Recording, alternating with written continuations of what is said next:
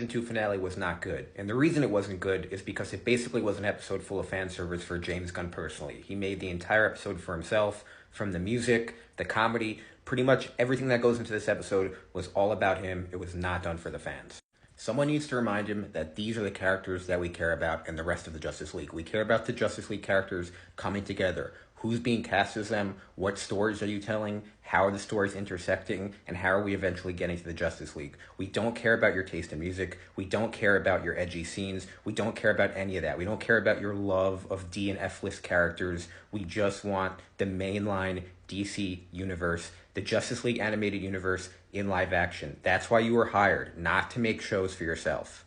We are going to end up in exactly the same place as we were with Zack Snyder, where basically the head of DC cares about his vision more than the actual comic books, more than what we care about. Just like Zack Snyder was raked over the coals for his edginess and his own brand, James Gunn seems like he's doing the exact same thing, just in the other direction. The pendulum has swung to the opposite direction, and now we have James Gunn doing exactly what Snyder did, just only caring about himself, only caring about his vision, and not taking into account a larger audience.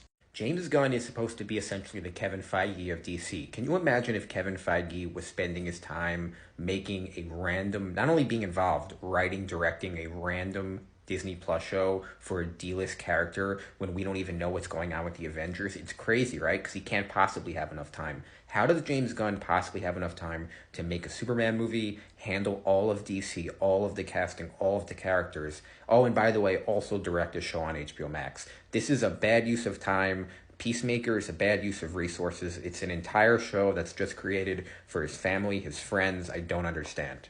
It really seems like this entire season of TV really just exists for James Gunn and his friends to basically hang out on set. I'm a huge fan of John Cena. I literally watched his first match as a kid almost 20 years ago. But as a DC fan, Peacemaker just isn't the guy. I don't understand. They're like, oh, Peacemaker's story is going to continue in Man of Tomorrow.